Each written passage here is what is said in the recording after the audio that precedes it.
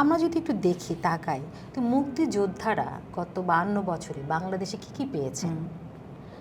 আমি দেখলাম যে একটা মুক্তিযুদ্ধ বিষয়ক মন্ত্রণালয় 2001-এর আগে তো ছিল না। 2001-এ 75-এর পরে আমরা বঙ্গবন্ধু বাংলাদেশ জয় বাংলা বলতেই পারি নাই।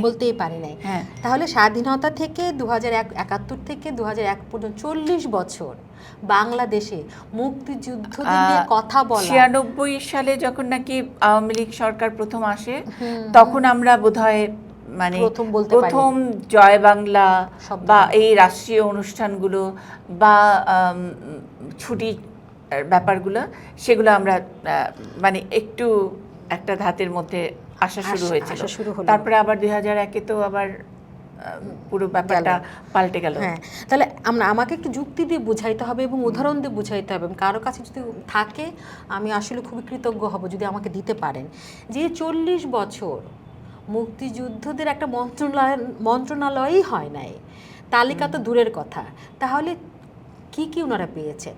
তারপর থেকে এখন যদি আমরা দেখি মুক্তিযুদ্ধ বিষয়ক সেই মন্ত্রণালয়ের গ্যাজেট শাখা বলছে যে মানে মোট 2,35,467 জনের নাম ওনারা গ্যাজেটভুক্ত করতে পেরেছেন।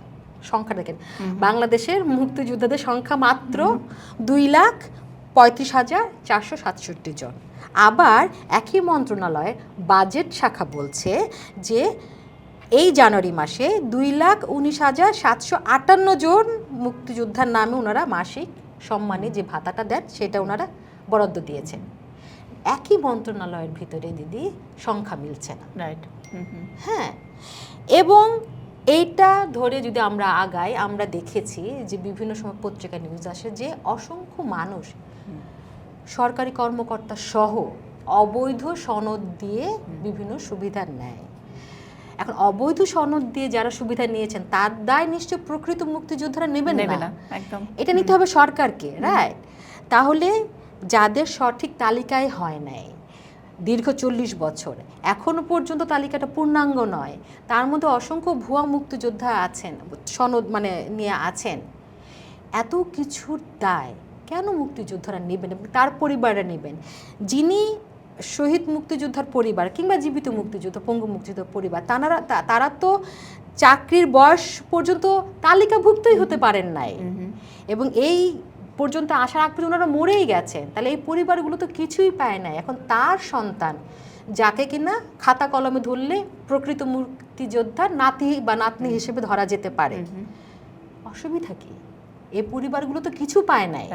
হ্যাঁ, আমরা তো দেই নাই। আপনারা আমাদেরকে যদি তথ্য উপাত্ত দিয়ে প্রমাণ দিতে পারেন যে এই মুক্তিযোদ্ধা পরিবারগুলো স্বাধীনতার পর থেকে এই পর্যন্ত এত এত এত এত সুবিধা নিয়ে এই কাজ করেছে, তাহলে আমি মাথা পেতে নিব, আমার কোনো অসুবিধা নাই।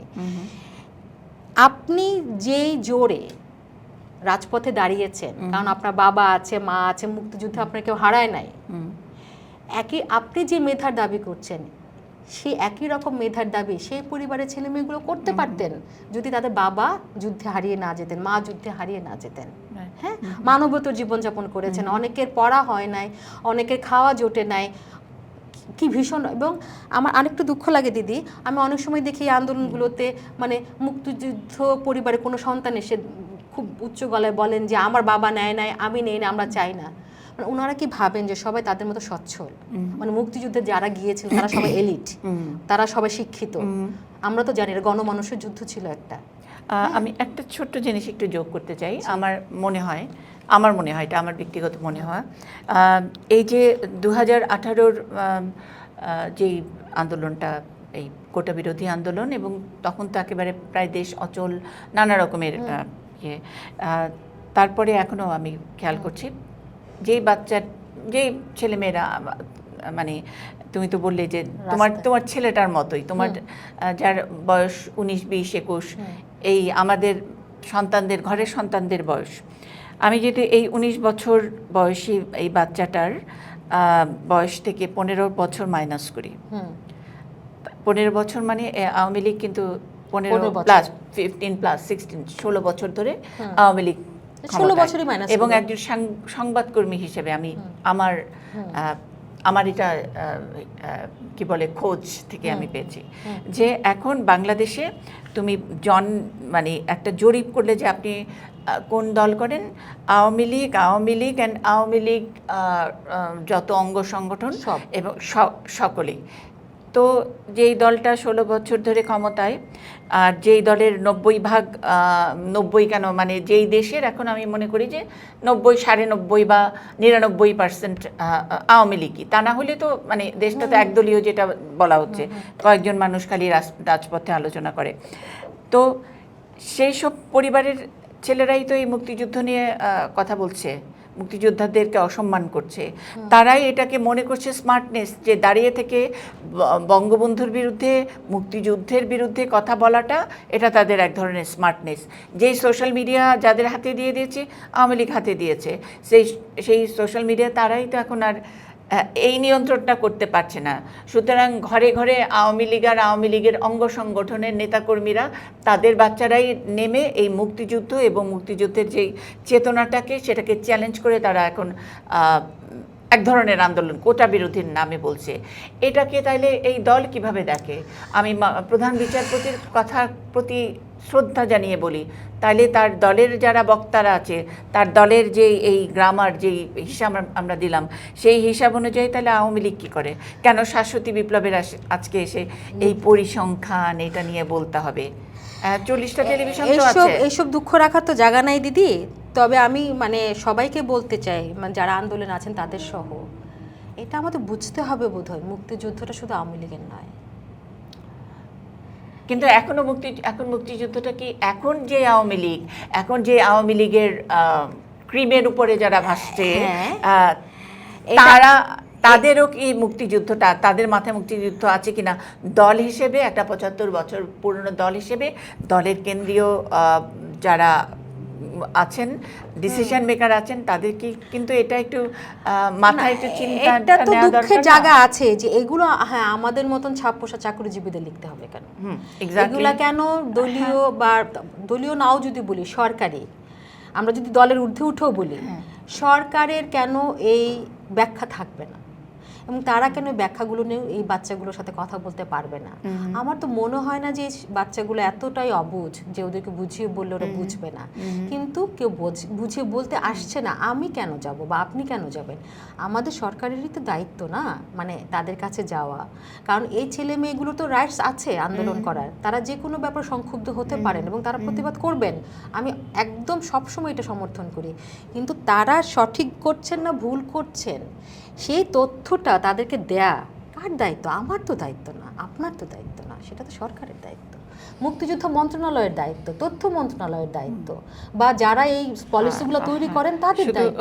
শুধু সাংবাদিকরা কি করলো, টকশো থেকে কি করলো সেগুলো আলোচনা, কিন্তু মূল জায়গাটা যারা দল করছেন, যারা দলের টিকিট বিক্রি করছেন, যারা দলের টিকিট নিয়ে ছিনিমিনি খেলছেন, বিভিন্ন জায়গায় সুবিধা, এই প্রশ্নপত্র ফাঁসের এক ড্রাইভার যদি উপজেলা নির্বাচনে সে আওয়ামী লীগের হয়েছে, সে প্রার্থী হওয়ার পায়তারা করে, তাহলে এরপরে আপনি আর কি বলার আছে? তা এই এদের টিকোজিটা বের করুন।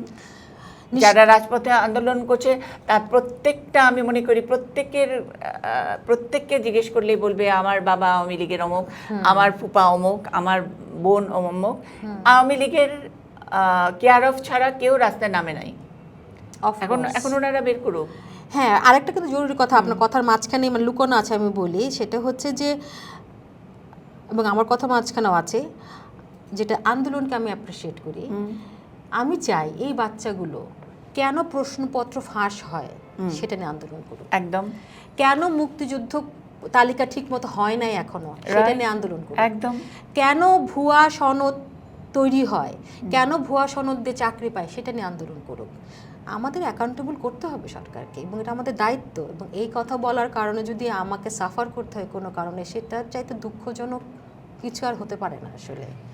তো আমি চাই, কারণ এটা তো হচ্ছে, এটা তো আমরা বানিয়ে বলছি না, এটা তো পত্রিকা খবর আসছে যে দীর্ঘদিনে যে কয়েকদিন আগে এক ডিজি, তাই তো না, কি আমার কাছে আছে, স্পেশাল ব্রাঞ্চের অতিরিক্ত ডিআইজি শেখ রফিকুল ইসলাম, তিনি ভুয়া মুক্তিযুদ্ধ সনদ দিয়ে 20তম BCS-এ চাকরি পেয়েছিলেন এবং তার অঢেল সম্পত্তি সেগুলো বেরিয়েছে।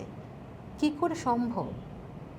আমি তো এই দেশের একজন নাগরিক হিসেবে এগুলোর তো প্রতিকার চাই এবং আমার এই সন্তানরাও চাইতে পারে। আমি চাই যে তারা চাক।